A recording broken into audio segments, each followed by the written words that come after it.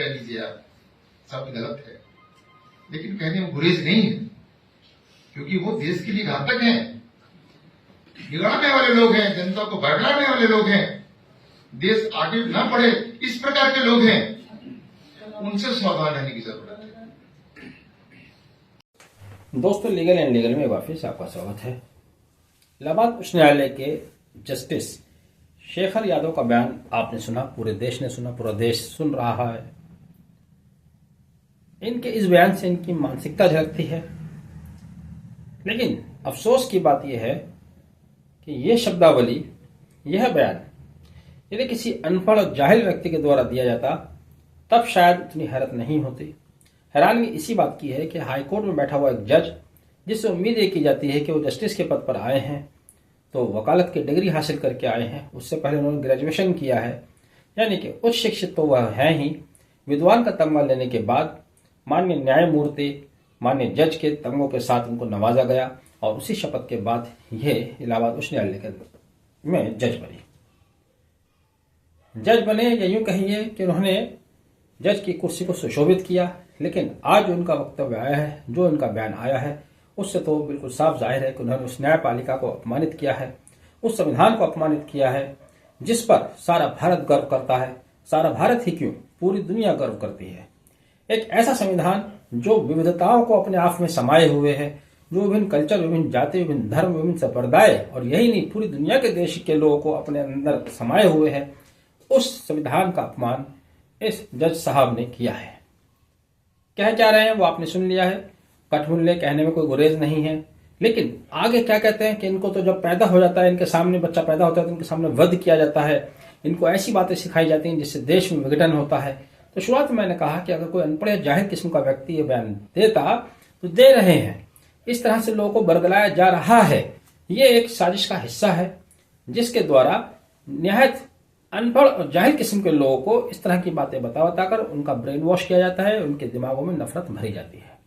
लेकिन यार, तुम जज हो, तुम तो जाहिल नहीं हो, जज की कुर्सी पे बैठते हो और जज आप सीधे हाई कोर्ट में नहीं गए हो, उससे पहले आपका इतिहास रहा, आपने वकालत भी की है, आप लोअर कोर्ट में भी जज रहे हैं,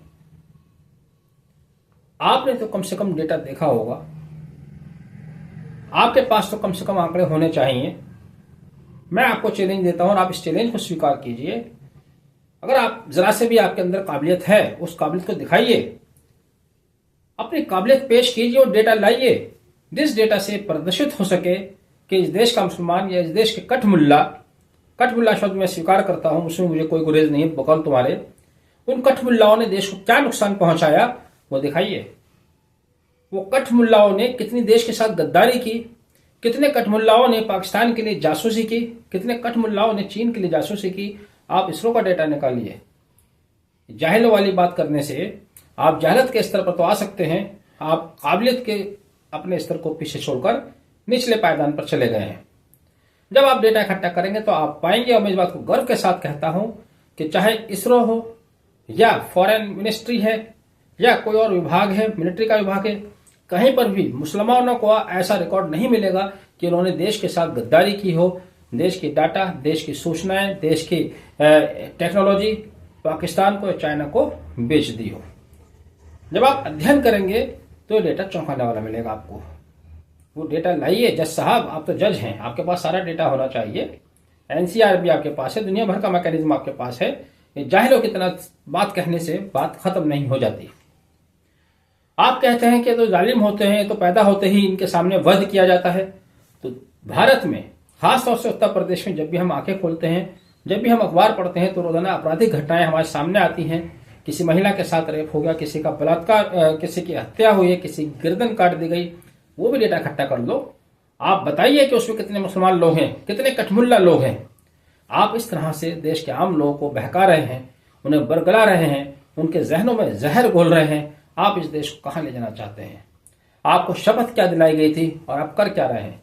अगर आपको यही करना था तो आप हाईकोर्ट के मंच से, उस पवित्र मंच से क्यों बोल रहे हैं? किसी भी राजनीति के मंच पर जाके खड़े हो जाइए, वहां से जो आपके मुंह माया अनाप शनाप बकिए। बहुत लोग बक के चले गए, बहुत लोग बक रहे हैं, तो आप भी उस लाइन में शामिल हो जाइए। और आपको सुनने वाले वो लोग होंगे जो कहीं खेतों में, कहीं सड़कों पर मजदूरी करते हैं, जो अनपढ़ हैं, गुटा छापे हैं, वो आपकी वाहवाही भी करेंगे, आपके गलों में मालाएं डालेंगे, आपको अपने कंधे पर बिठाएंगे। जिस तरह से भारत में कुछ नेताओं के साथ ऐसा इतिहास रहा है। अगर आप भी उसी श्रेणी में जानना चाहते हैं तो कम से कम खुदा के वास्ते हाईकोर्ट जैसे इस पवित्र स्थान को, इस संविधान को पवित्र मत कीजिए, इसे छोड़ दीजिए। ऐसे व्यक्ति का न्यायाधीश की कुर्सी पर बने रहना जज का अपमान है, संविधान का अपमान है, देश की न्यायपालिका का अपमान है। इन जैसे जजेस ने पूरी दुनिया में भारत की किरकिरी कराई है। अविलंब माननीय उच्चतम न्यायालय को इनके खिलाफ कार्रवाई करनी चाहिए। और मैं तो कहता हूं अधिवक्ता एकता जिंदाबाद। तो यहाँ पर भी अधिवक्ता एकता जिंदाबाद। कल अधिवक्ता अपनी एकता दिखाएं और इस जज के न्यायालय का पूर्ण बहिष्कार करें। तब तक इसका बहिष्कार करें जब तक इसको जजशिप से हटा नहीं दिया जाता है। ऐसे व्यक्ति का जज बनकर उस कुर्सी को, उस पवित्र न्यायालय को अपमानित करने का, उसको दूषित करने का कोई अधिकार नहीं है। या मेरा चैलेंज स्वीकार करें और डेटा के साथ जो बातें आपने कही हैं कि मुसलमान देश के साथ गद्दारी कर रहे हैं, कठफुल्ला गद्दारी कर रहे हैं, उन गद्दारों की सूची दीजिए। आज तक आजादी के बाद से कितने मुसलमानों ने गद्दारी की है वो सूची भी दीजिए। जो रोजाना लोग काटे जा रहे हैं, मारे जा रहे हैं, हत्याएं हो रही हैं, बलात्कार हो रही हैं, तलाक के केसेस जो हो रहे हैं, लूट की घटनाएं जो हो रही हैं, उनमें कितने लोग मुसलमान शामिल हैं, उस डेटा को सामने लाइए जज साहब, तब आप बात कीजिए। जाहिल लोग तरह बात करने से देश आपकी बात पर विश्वास नहीं कर रहा है, बल्कि आपके ऊपर थू कर रहा है। आपके ऊपर देश अपने आप को अपमानित, अपने आप को शर्मिंदा महसूस कर रहा है। माननीय उच्चतम न्यायालय को त्वरित कार्रवाई करते हुए इस तरह के न्यायाधीश को बिल्कुल यहां से हटा देना चाहिए। इनको पद पर बने रहने का कोई हक अधिकार नहीं है। आपने वीडियो आखिर तक तो देखा। मेरी आपसे रिक्वेस्ट है इसे आगे शेयर भी कीजिएगा और इस जज तक भी पहुंचाइएगा।